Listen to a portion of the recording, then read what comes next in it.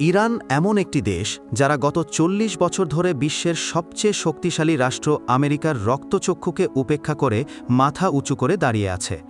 একদিকে অত্যাধুনিক মরণাস্ত্র আর প্রযুক্তির অহংকার, অন্যদিকে ইমানি শক্তি আর দেশপ্রেমের এক অদম্য দেয়াল। এজন্যই ইরানকে বলা হয় মধ্যপ্রাচ্যের পারমাণবিক শক্তির অন্যতম দাবিদার।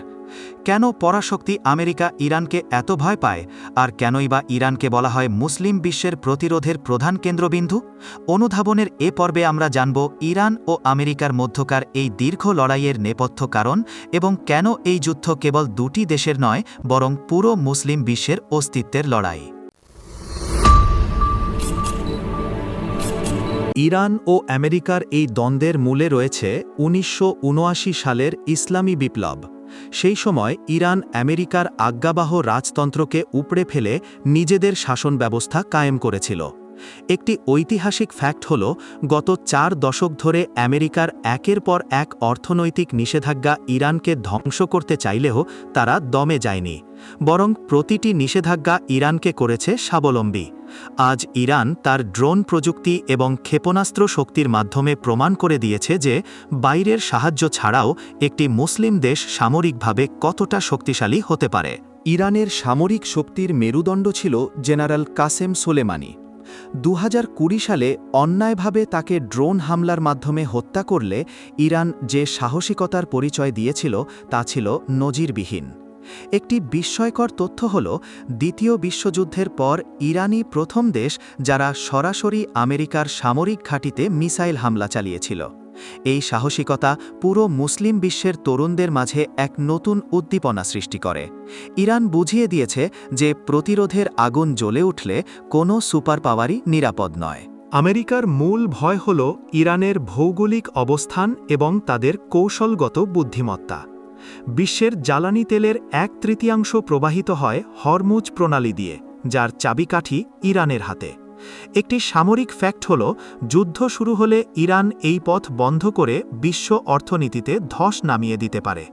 এছাড়া ইসরায়েলের মতো মধ্যপ্রাচ্যের অবৈধ দখলদার শক্তির সামনে ইরানই একমাত্র দেশ যারা সরাসরি চ্যালেঞ্জ ছুড়ে দেয়।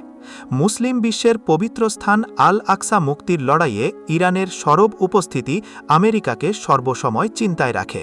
ইরান সবসময় চেয়েছে মুসলিম দেশগুলো যেন নিজেদের তেল এবং সম্পদের নিয়ন্ত্রণ নিজেরা নেয়। আমেরিকা ও পশ্চিমা শক্তিগুলো মুসলিম বিশ্বের ঐক্য ভাঙতে চায়, কিন্তু ইরান সেই বিভক্তির বিরুদ্ধে এক শক্তিশালী প্রাচীর। লিবিয়া, ইরাক বা সিরিয়ার মতো দেশগুলোকে যেভাবে আমেরিকা ধ্বংস করেছে, ইরানের বেলায় তারা সেই সাহস করতে পারছে না, কারণ ইরান কেবল নিজের দেশের জন্য নয়, বরং শোষিত ও মজলুম মুসলিম জাতিগুলোর জন্য এক বড় আশ্রয়স্থল হয়ে দাঁড়িয়েছে। আমেরিকা তার অর্থশক্তি আর মিডিয়া দিয়ে ইরানকে একঘরে করতে চায়, কিন্তু সত্য হল, ইরান আজ কেবল মধ্যপ্রাচ্যে নয়, রাশিয়ার মতো শক্তির সাথেও সামরিক জোট গড়ছে। মুসলিম বিশ্বের অনেক দেশ এখন বুঝতে পারছে যে আমেরিকার গোলামি করার চেয়ে ইরানের মতো আত্মমর্যাদা নিয়ে বেঁচে থাকাই শ্রেয়। যদি কোনোদিন সরাসরি যুদ্ধ শুরু হয়, তবে তা কেবল সীমান্তের লড়াই হবে না, তা হবে সাম্রাজ্যবাদ বনাম স্বাধীনতার এক চরম পরীক্ষা। ইতিহাস সাক্ষী দেয়, অস্ত্রের চেয়ে ইচ্ছাশক্তি বড়। ইরান প্রমাণ করেছে যে শত বাধা আর নিষেধাজ্ঞার মাঝেও ইসলামী আদর্শে বলীয়ান হয়ে টিকে থাকা সম্ভব। আপনার কি মনে হয়, ইরান কি পারবে মুসলিম বিশ্বকে একতাবদ্ধ করে সাম্রাজ্যবাদের পতন ঘটাতে, নাকি এই উত্তেজনা পৃথিবীকে এক ভয়াবহ যুদ্ধের দিকে নিয়ে যাবে? কমেন্টে আপনার মূল্যবান মতামত জানান। ভিডিওটি ভালো লাগলে একটি লাইক দিন এবং চ্যানেলটি সাবস্ক্রাইব করে আমাদের পাশে থাকুন।